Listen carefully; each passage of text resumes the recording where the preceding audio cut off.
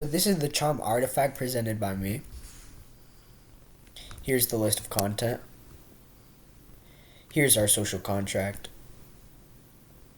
And here's the fun problem. So we were instructed to come up with a design that we would give to someone else, and they would make our design, and then we would take somebody else and we would make their design, and we have had to communicate on if we're meeting the requirements or not. And this is just talking about the design switch that I just mentioned. Here's the requirements. Here's the vocabulary I used during this part of the project. Here's the generate concept. Here are my two sketches for the ideas that somebody else would make. So here I had an eagle on a ring, and then here I had just a basic key. And this is Mr. Vote's sketch that I took and I made. It's a little triangle with the top cut off, and then there's a hole in the middle. Here's the decision matrix that went into me picking which design the other person would make for me. And I just took into account how urgent, how much time we had, and how important it was to get the constraint, to get the requirements met. Here's how I chose. Basically, I looked at the concept sketches and I just went through the design brief to make sure they both met the criteria, and then I just picked which one would take less time. And obviously I picked the key. Here's the vocabulary I used. Now we go to designing the solution. Here's the Gantt chart. This is just me mapping out what I did on what dates.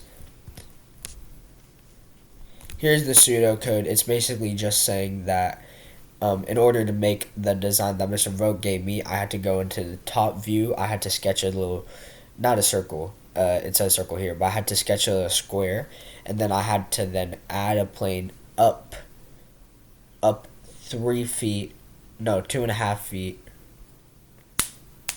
either 2 or 2.5. I don't remember. But I had to add a plane, and then I had to add center dot and a square on that plane, and then I had to loft the square on the top view to the second square to make that triangle shape or pyramid shape. And then I had to add grooves by extruding the sides, little rectangles on the sides, and I just extruded them by removing it so it just go inside the wall. And here's the flow chart. It's basically just saying the same thing the pseudocode did. For the design switch, Ace would email me. After I looked at the decision matrix, I gave Ace the design that I picked out that had the ISO and the orthographic view, and then Ace would email me to make sure she met all the measurables for that project. Here's the emails between me and Ace. And here's the vocabulary I used. Now for testing. Here's the 3D view. As you can see, there's a little hole that I was instructed to make, and I had the little grooves. Here's the multi-view drawing. You can see the top view, isometric view, front view, and side view. Now, reasons for views. I basically just pointed out here that the side and the front view were different. Basically, for the grooves, it took a pretty decent amount of time to do, and I just didn't have enough time to add grooves to every single face because it would just take too long for me to make that. And I really wanted to meet the design intent, which was just making sure all the measurables were correct, that it was the correct size, it had the hole going down, and at least I had the grooves for one side. So here's the measurements. As you can see, here we have the base of the triangle. It was 3x3, and then the top, which was a 2x2, and then I lofted them together so it made that like pyramid shape. Here's the hole size. You can't see it going down, but I believe it was about this size, so 0.5.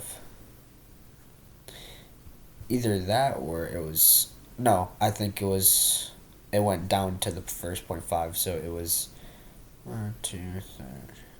It was 1.5 in height. And then, as you can see, this is the front view. Just the 0.7 is the distance from the grooves, and then the 0.6 is the 0.6 is the size of the grooves. Here you can see the size of the hole. It's a 1x1, and then the hole is 0.5 away from the wall. And then the challenges while making it, I really wanted to make sure I met the design intent, but it it really came down to the amount of time I had. Like I said, I couldn't add all the grooves to all of the walls, so I just wanted to make sure the isometric view looked good, and I at least met most of the design intent. Here's the vocabulary I used. Now we have the evaluations. Here's the rubric. And this is what my peers said. Basically, what both said were basically I just needed to add more detail to my slides. I had the information, but I just didn't go into detail. So I just decided that when I'm presenting, like now, I would go into a bit more detail than what was on the physical slides. Here's my self-evaluation.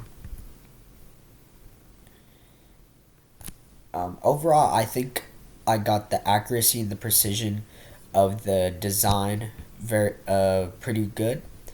But I think, like my peers said, I needed to give a more detailed view over the presentation of what I did.